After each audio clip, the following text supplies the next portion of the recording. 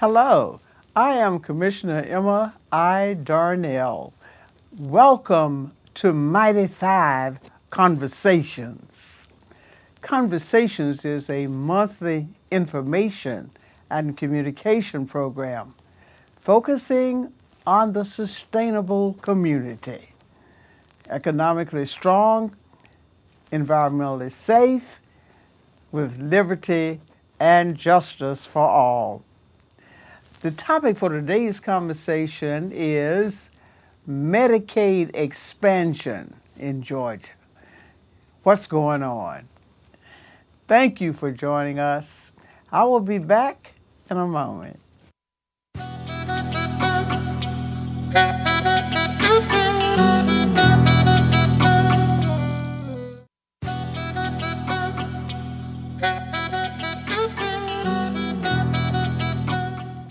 Joining me in the conversation today is the Honorable Vincent Fort. Senator Fort represents District 39 in the Georgia State Senate, which consists of portions of unincorporated Fulton County and the cities of Atlanta and East Point. Senator Fort also serves as the Democratic whip in the Senate. Welcome, Senator Fort. Thank you for having me. It's We good are to be with you. very pleased and appreciate you taking the time to come and talk to us as we talk to our folks. People you represent that I represent. Yes. Same Our people. districts overlap. That's right. Yes, and all the people of Fulton County, because we represent the entire county. Yep. About one of the most serious challenges we face here in Fulton County. In 2009, the Director of Public Health for the state of Georgia notified us that we were one of 16 counties who scored F in health disparities.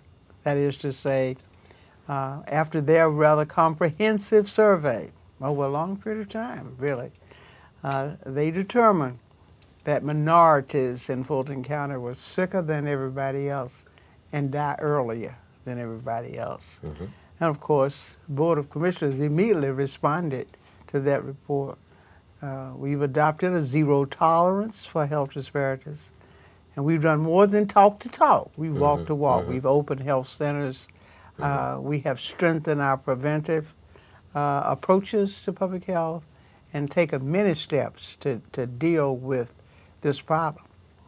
We were encouraged when we heard that under the Affordable Care Act, many of the working people who made a little bit too much for Medicaid, but not enough for the health exchanges, would have a way of being covered by health insurance because originally states were required to expand Medicaid to cover that group.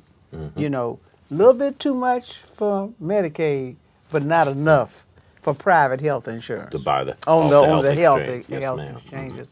Right. But of course, after the Supreme Court said that was optional, then we were somewhat discouraged because we learned that the state of Georgia, along with 25 other states, would not be participating in the expansion of Medicaid. Meanwhile, Greater's emergency room is packed. Absolutely. It's packed right now with people who've been waiting 7 hours a day, not just Fulton residents, but throughout the metro Atlanta area, and it's costing us heavily. Absolutely. So what can we do to get some kind of reconsideration by the legislature of the position that it has taken to not even allow us to talk about the expansion of Medicaid? I didn't get permission for this program, but I think we can go ahead and talk about it a little bit here. I told them I wish they would try to keep me from talking about Medicaid expansion. Tell us about that, Senator Ford. It would help us so much if those 40,000 people could come out of the emergency rooms, and be covered. That we were hopeful from the time that the Affordable Care Act was passed that that the Medicaid expansion would help Grady Hospital. I remember vividly at meetings of the Grady Coalition, talking to the CEO of Grady at that time and asking him what impact would Medicaid expansion have on Grady. He said it would have an enormous impact. It would bring Grady over into the black. $45 million of Medicaid expansion money would go to Grady, would flow to Grady.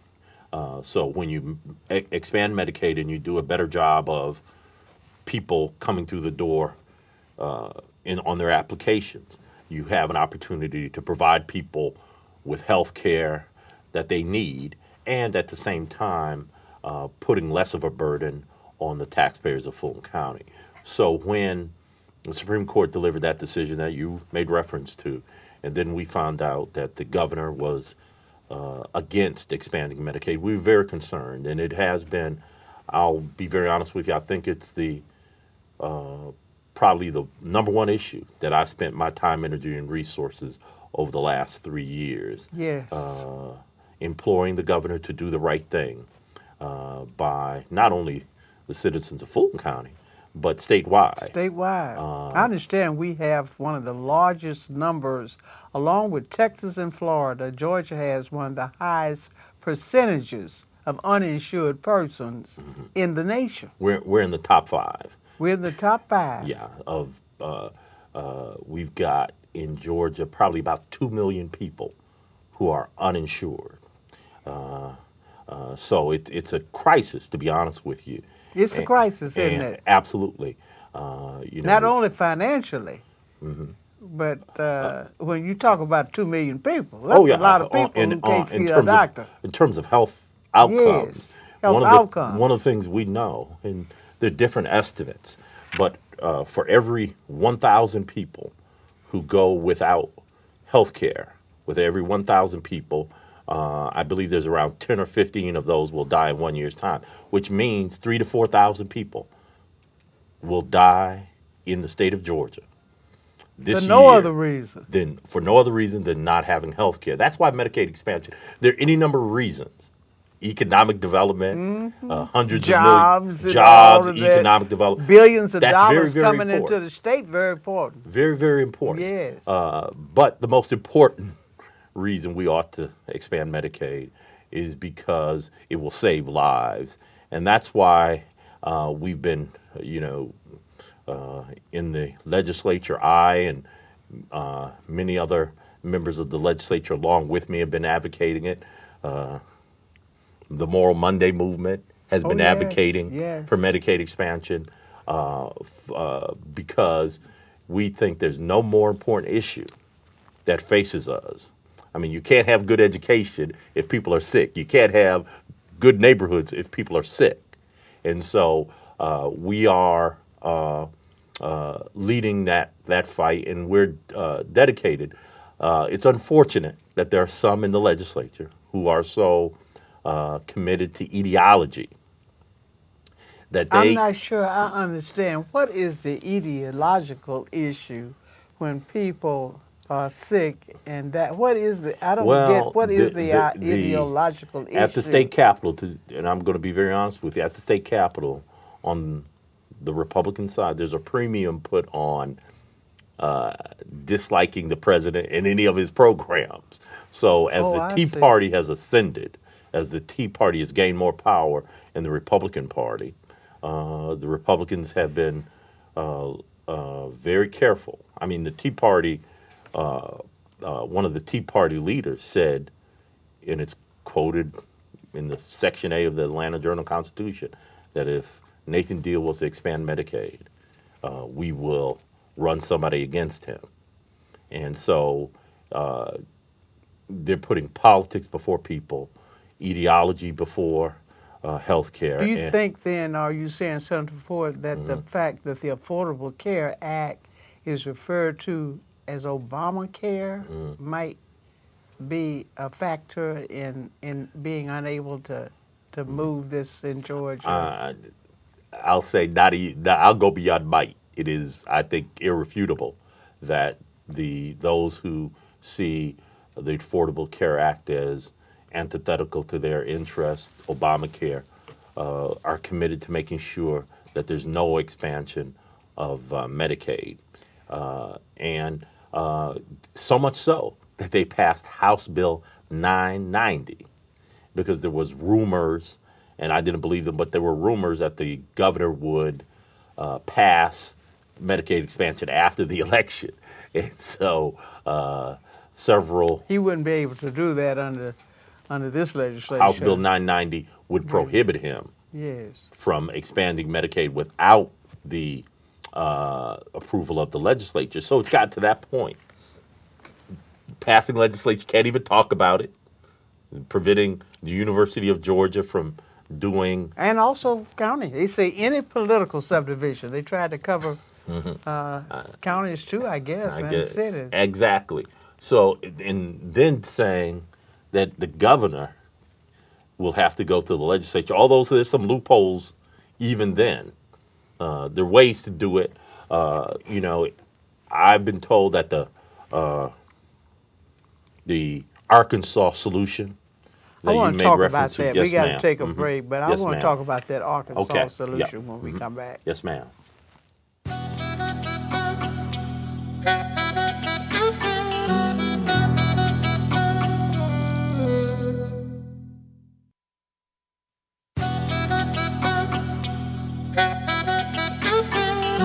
We were speaking to that person that's sitting over there now in Grady's emergency room, hoping they can see a doctor in the next 7 hours, which is the average wait time at Grady. If they were in Arkansas, they wouldn't be in that emergency room.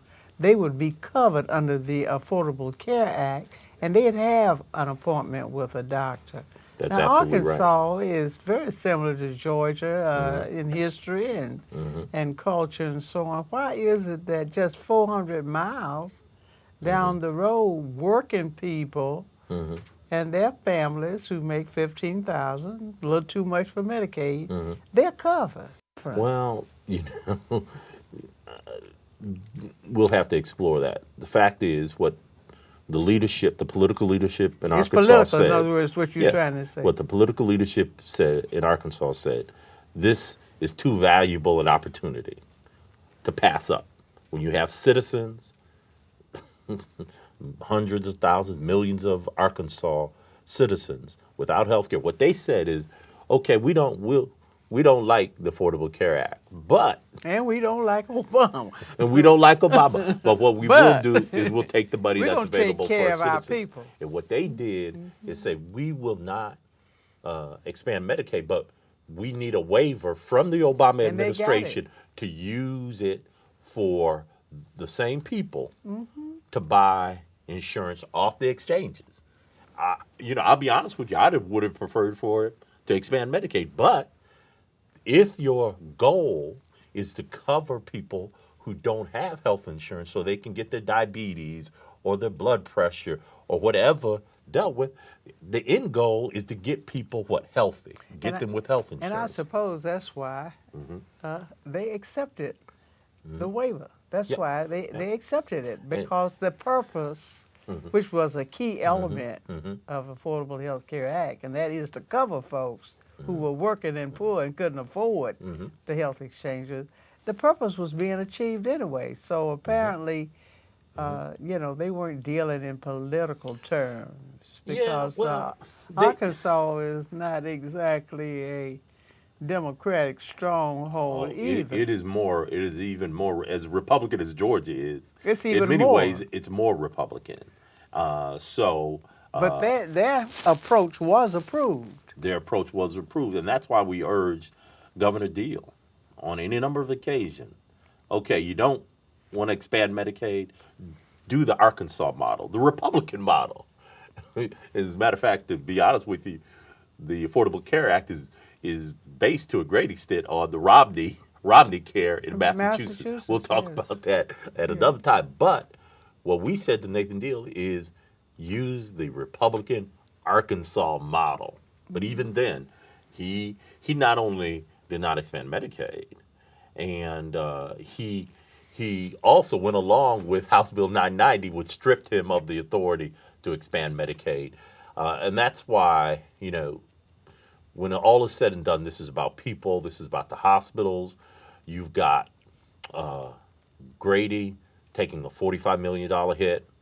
And then there's a double whammy because it was assumed in the Affordable Care Act that you could make other cuts. If you provide Medicaid expansion, then there were other cuts that you could make. That was the theory. There were federal cuts to Dish. That is right. Yeah. Correct me if I'm wrong. The disproportionate share. Yeah. That ITTF. Yeah. funds that were provided to hospitals who, Like Grady, who cared for large numbers they're going to lose that. They're going to lose that. So it's a double whammy. They're not getting Medicaid expansion and then losing And they're going to lose DISH it. fund. Oh, absolutely. Absolutely. I Yeah. think the Congress put it off for a little They while, did. but it's coming. It's coming. And so what we have is hospitals like Grady getting a double whammy. But I must say, Commissioner, that if Grady's in bad shape and urban hospitals are in bad shape, there are rural hospitals. They're closing. Rural hospitals are closing They're down. closing. And they're closing close to Atlanta, not deep in the South. They're closing. I think that's why the Georgia Hospital Association finally took a position in support of expansion. In the Rural Hospital Association as well. Yes. Supportive of Medicaid expansion. Because as much as, we're concerned here now with Grady and what it would do for the people we represent, but statewide. But Grady's on the margins, Senator Ford. Yeah. And According to the recent audit report from their auditors, except for the counties and DISH, Grady would be in a crisis situation when it comes to operating costs. We are encouraged by all the capital improvements, expansion of the emergency room, additional equipment, new ITs. Those are capital improvements, which are so important, and we are really encouraged to see them. But the day-to-day operating costs is being borne by two counties, Fulton and DeKalb. And we have enormous pressures on us and our people. And, the Great Recession affected not only businesses, but governments and government revenues. Perhaps more. And one of the things, and we were very clear that when there were efforts to cap tax revenues, millage rates, and those kinds of things, we were very clear, and y'all were very clear over here at the county, that would cause Grady tremendous problems. And it's being borne out. And then on top of that, when you talk about not expanding Medicaid, it becomes even a more serious situation. So there's a lot of work to be done. I'm still committed and will be committed as long as I'm in the legislature to making sure that Medicaid is expanded and fight also to keep the state from cutting funds that go to Grady. That's not been discussed a whole lot. But there are instances, for example, the state doesn't really provide too much direct funding to Grady. No. Tell us about that. Well, we need some help from the state. Let me give you the best example. In funding Grady. Let me give you the best example. Trauma Care Network funding. That's the best example. When when the state began several years ago to do funding for trauma care, the formula that they used was not fair, was not proportionate. That is to say, part of the funding, half the formula was based on number of emergency room visits, but half the formula was based on the fact that Grady got to save money as a rural hospital in a small Well, county. actually, that was nothing new because the DISH money is not really divided in proportion to the and that's another great percent. example. Yes. And so that's why I impressed upon some of my Republican colleagues in the legislature who were arguing for the county to fund Grady. And that was a fair debate, but I suggested to them that they speak to Governor Deal about Medicaid expansion, fair DISH funding, fair trauma network funding, because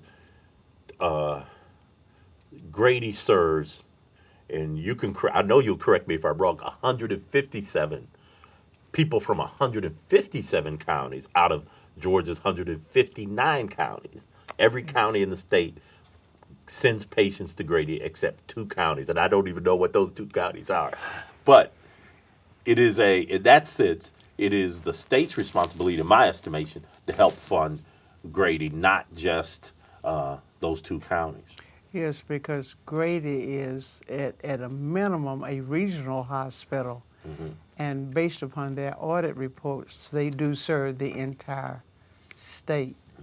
I think that here at Fulton County, the board has tried to focus on the impact on people. And we have, as I said, 40,000 at a minimum, according to the Director of Public Health, 40,000 people who will get sick and die without health insurance when if they live 400 miles down the road, they would have it. We want to thank you so much, Senator Ford, and all of your colleagues in the Fulton delegation and those who are in the legislature and citizens who have worked so hard with us. The board has adopted a formal position on this subject, which is to expand Medicaid, and we want to know whatever we can do as a board, whatever we can do, our citizens can do to be of assistance.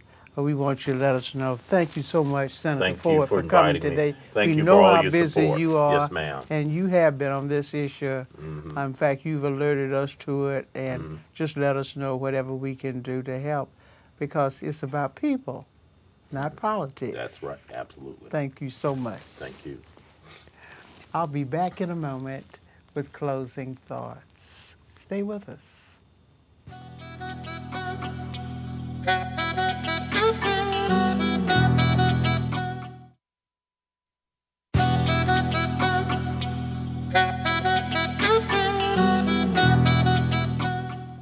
How much does it cost?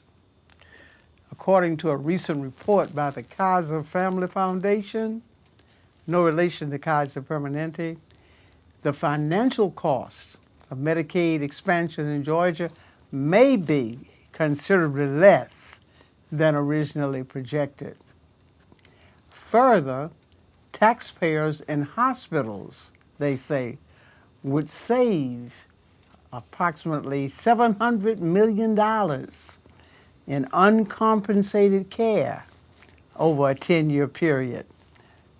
Basically, the amount of the cost now to promote services to uninsured individuals. What we know is that the question of access to health insurance is also a question of access to quality health care. And the question of access to quality health care is also a question of life or death. When considered in this context, the moral cost of not expanding Medicaid in Georgia may be too high. That's all the time we have for today's conversation. Until next time, stay strong. To learn more about today's conversation, contact me at 404-612-8222. That's 404-612-8222. You can also email me at emma.darnell@fultoncountyga.gov. Visit us online at emmadarnell.com or connect with us on Facebook or Twitter.